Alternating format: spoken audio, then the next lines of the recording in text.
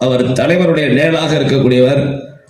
தலைவர் நம்முடைய தமிழ்நாட்டினுடைய முதலமைச்சர் என்ன நினைக்கிறாரோ அதை மட்டுமே செய்யக்கூடிய ஒரு ஆற்றல் மறவர் என்றால் அண்ணன் சேகர் பாபு அவர்கள். அதுக்கு ஒரு உதாரணம் சொல்லணும்னா, அவர் எப்படிப்பட்ட ஒரு சிந்தனையாளர், எவ்வளவு வேகமானவர், விவேகமானவர் என்பது.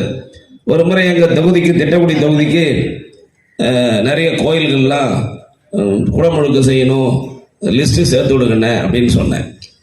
ஆனால் அவர் மேலே குறல, நான் கொஞ்சம் லேட்டு சொல்கிறது. ஆனால் 2-3 நாளையில் பட்ஜெட்டில் அவர் அனௌன்ஸ் பண்ண போகிறாரு.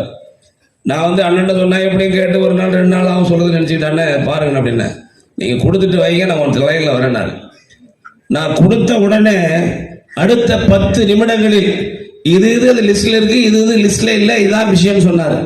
நான் அப்புறம் என்னன்னு தெரிஞ்சுக்கிட்டேன்னா, அந்த கொடுத்த பட்டியலை உடனடியாக அந்த துறைக்கு இந்து சமய அறநிலையத்துறை உடனே ஃபோன் பேசி உதயாவில் தொடர்பு கொண்டு, கமிஷனர் தொடர்பு கொண்டு, எத்தனை சேர்ந்திருக்கு எத்தனை சேரலங்கிறத 10 நிமிடங்களில் சொன்ன ஒரு அமைச்சர் என்று சொன்னால் அண்ணன் சேகர் பாபு தான்.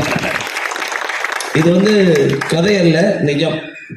நான் அப்படியே அசந்து போனேன். என்ன நான் எங்கள் பிஎட்ல சொன்னேன் பாரியா, அண்ணன் சொன்னால் 10 நிமிஷத்துல லிஸ்ட்டு கையிலே வச்சிருக்காரு.